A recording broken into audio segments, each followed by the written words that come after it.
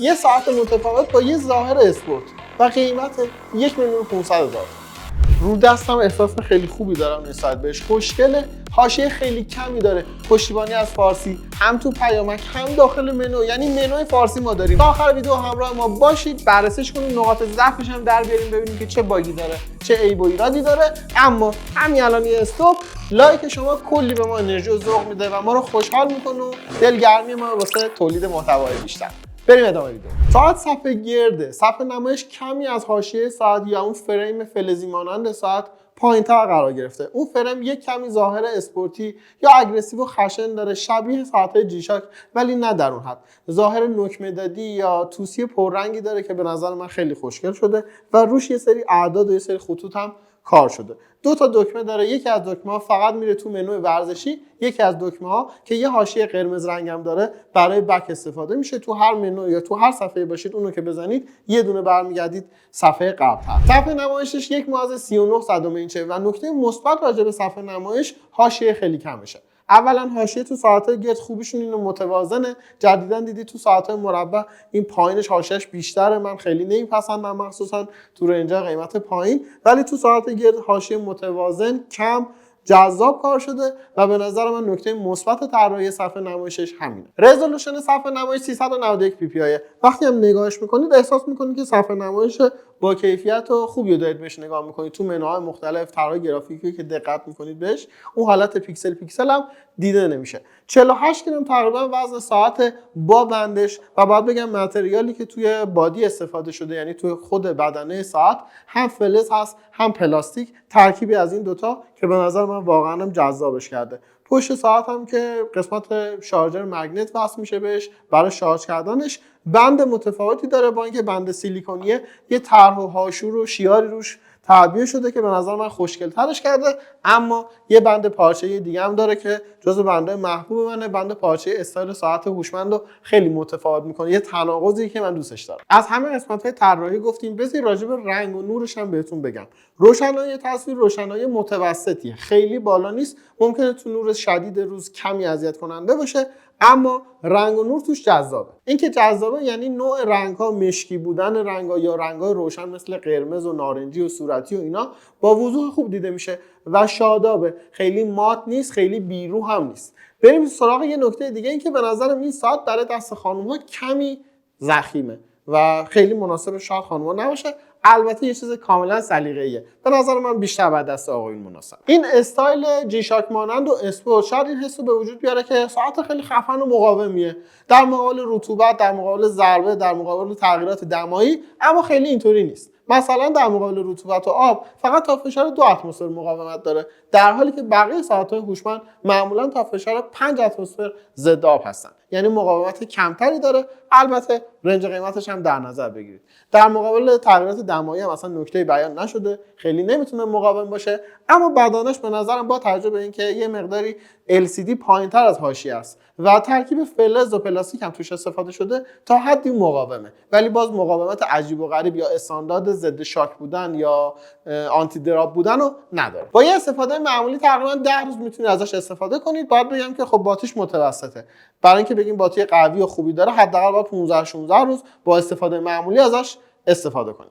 دومین مسئله اینه که بلوتوث 5.3 داره، اتصال خوبی داره، ارتباط خوبی با گوشی برقرار میکنه، اما جی پی اس نداره و اون ورزشایی که دست نیاز داره به جی پی اس، از جی پی اس گوشی استفاده میکنه برای اینکه مثلا تعداد قدم ها و مسافت طی شده اینجور چیزا رو بتونه اندازه‌گیری کنه، داره از گوشی استفاده میکنه. 70 تا حالت ورزشی داره که از این 70 تا چند تاشون آوتدورن، چند تاشون ایندورن و یه سریاشون فقط به عنوان تایمر و مصرف کالری یا ضربان قلب، اما یه سریشون مثل همون پیاده روی و اینا مسافت طی شده، تعداد قدم برداشته شده و این رو چیزا رو هم نمایش میده. تشویقی هم رفتیم و میشینم که همین جواب بدم دیگه. جانم هاش حسین. الو خوبی؟ الو قربون فردا چم چاکر جان. حاجی من پسات فیلمم بگیرمت؟ چاکریم خداحافظ. خوبه بعضی وقتا جواب میده مکالمه داشته باشه. وقتی ساعت هوشمند با بلوتوث وصل به گوشی، خب یه جاهایی که دستمون بند گوشیمون دم دست نیست، میتونیم که ساعتمون رو جواب بدیم. این قابلیت مکالمه گاهی وقتا به درد میخوره. اگه دوست داشته باشیم با ساعتمون شماره بگیریم، از کیپد استفاده میکنیم و شماره‌ای که دلمون میخواد رو میگیریم. اگرم نه دوست داشته باشیم که به اسم سرچ بکنیم و شماره رو بگیریم، کانتکت‌ها رو باید روی ساعتمون سیو کرده باشیم. این قابلیت‌های ساعتیه که مکالمه داره، یه جاهایی به نظرم به درد بخور هست. یه نکته دیگه اینه که موزیک هم میتونید پخش کنید، چون دیگه حالا بلوتوث وصله، اینم اسپیکر داره، میتونید یه موزیک رو پلی کنید و از طریق ساعت بشنوید. خیلی شاید جوابگو نباشه، ولی حالا این کارم میشه کرد. نکته مهم و مثبت این ساعت اینه که منوش فارسی میشه. یعنی جزو زبان‌هایی که تو منو میتونید انتخاب کنید اینه که فارسی رو داره و خیلی‌ها خب دوست دارن که ساعت هوشمندشون منوش فارسی باشه. تو ساعتایی که برندن من تا حالا ندیده بودم همچین قابلیتی. تو ساعت‌های کپی و های کپی و اینجور داستانا دیده بودم، ولی تو شیائومی، هواوی، سامسونگ، اپل همچین ویژگی رو ما نداشتیم. این اولین ساعتیه که من دیدم. دومین مسئله اینه که پشتیبانی پیامک فارسی رو داره. متن فارسی اگه واسش پیام بشه رو میتونید ببینید. ایموجی رو نشون نمیده، مربع ضربدردارا نشون میده و ایموجی رو پشتیبانی نمیکنه. نمیدونم چه داستانیه که ساعت هوشمندا ایموجی رو نمیتونن نشون بدن، خیلی عجیبه. ایموجی هم واقعا چیز مهمیه، چون خیلی وقتا ریپلای یا پاسخ یه پیام فقط یه تک ایموجیه، یعنی ما به عنوان پیام ازش استفاده میکنیم. این نیست که حالا شکلک نفرست، بحث شکلکی نیست، به نظرم اهمیت داره. این نکته راجع به نوتیفیکیشن ها و پیام ها بود. کنار همه قابلیتایی که در رابطه با نوتیفیکیشن و پیام و تماس و ویژگی ورزشیش داره، بحث سلامتی ساعته. سنسورهایی که داره در رابطه با اینکه ضربان قلب شما رو اندازه‌گیری کنه تو طول مدت روز به صورت 24 ساعته، میزان استرس شما رو اندازه‌گیری کنه، خوابتون رو بسنجه ببینه که کیفیت خوابتون چطوره و سعی کنید که با دیدن این وضعیت خوابتون اگر بده اونو اصلاح بکنید و اینجور داستانا رو همه رو داره. برای خانم‌ها یه قسمتی داره که مخصوصه برای اینکه بتونن سلامتیشون رو کنترل بکنن و آنالیز بکنن. همه این داستانا رو داره و از نظر سلامتی هم کامله. بحث دقت سنسورها پیش میاد که تو سنسورهای اصلی دیگه انقدر پیشرفت کرده، چندین سال ساعت‌های هوشمند داره ساخته میشه و سنسورها خوب کار میکنن. حالا سنسورهایی مثل فشار خون و اینا هم که اینا ندارن و همچنان جاشون خالیه. داخل اپلیکیشن میمورو فید این پایین 3 تا پنجره اصلی داریم: هوم، دیوایس و می. روی هوم بزنید، اینجا داشبورد ساعتتون میشه. یه جورایی مهمترین چیزایی که دوست دارید جلو چشمتون باشه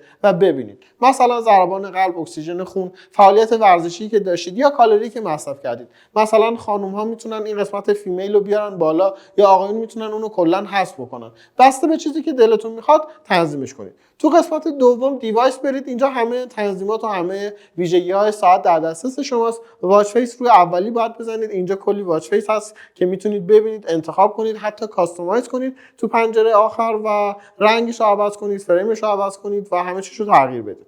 یه قسمت باحال داره، قسمت ریمایندراست که به نظر من چیز باحالیه. تو این قسمت مثلا میتونید که یادتون بیاره که قرص باید بخورید، یادتون بیاره که آب باید بخورید، یادتون بیاره که خیلی دارید نگاه میکنید به صفحه مثلا گوشی. حتی گزینه ترافل داره، اگه خیلی وقته که مسافرت نرفتید اینو بزنید که یادتون باشه که برید مسافرت. من اینو خیلی دوست دارم تنظیم کنم رو پنجشنبه هر هفته یادم بندازه که برم، ولی نمیدونم چطوری میتونم که هر هفته برم. تو این قسمت هلس مانیتورینگ میتونید انتخاب بکنید که ضربان قلب رو چجوری اندازه‌گیری کنه، مثلا موقع ورزش اندازه‌گیری کنه، مداوم اندازه‌گیری کنه یا چیزای دیگه.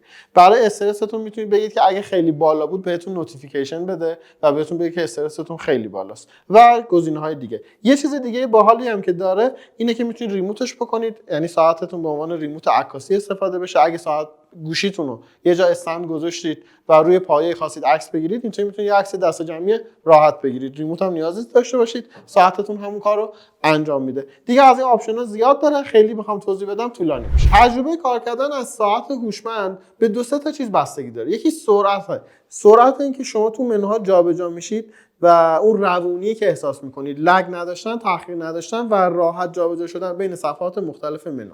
از این نظر سرعت خوبی داره، نشون دهنده اینه که پردازنده خوبی توش استفاده شده. دومین مسئله اینه که طرح‌های گرافیکی، شکل آیکونا، شکل صفحات مختلفی که باز میشه چطورین، که به نظر من خیلی خفن و حرفه‌ای و جذاب نیست، اما خیلی بی‌ذوق هم طراحی نشده. یه مقداری میبره روش وقت گذاشته و از این نظرم نمره متوسط و خوبی رو میده. مجموع اینا باعث میشه که وقتی داری با ساعت کار میکنی حس خوبی داشته باشی و راحت هم باهاش کار کنی، مشکلی هم نداشته باشی. کنار اینا اضافه بکنید که منوش هم 3 حالت مختلف میشه، هر جور خودتون دوست دارید میتونید تنظیم کنید. لیستی، شبیه اپل واچ و شناور. اینطوری استایل ساعتتون هم اون استایلیه که خودتون میخواید. همه این نکتهایی که تو ویدیو گفتیم رو جمع کنیم میشه یه خلاصه هیلاتلی ساده. اینکه این ساعت بیشتر از حد انتظار ما ظاهر شد، یعنی این بازیکن کولاک کرده.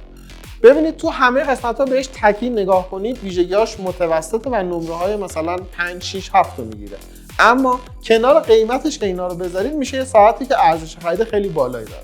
یه ساعتی که 1600 1500 قیمتشه ولی مکالمه داره، پشتیبانی فارسی داره، منوش فارسی میشه، کیفیت تصویرش خوبه، ویژگی سلامتی، ویژگی ورزشیش از همه نظر متوسط و مناسبن، میشه ساعت خیلی خوب.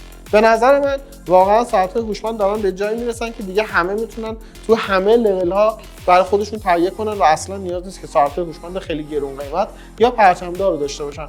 میتونن ساعت‌های هوشمند خیلی ارزان‌تر با کیفیت مناسب و با کارایی مناسب هم داشته باشن. امیدوارم ویدیو به دردتون خورده باشه. یادتون نره که ما خیلی از لایک شما و حمایت شما انرژی میگیریم. پس این انرژی رو به ما بدید. دمتون گرم.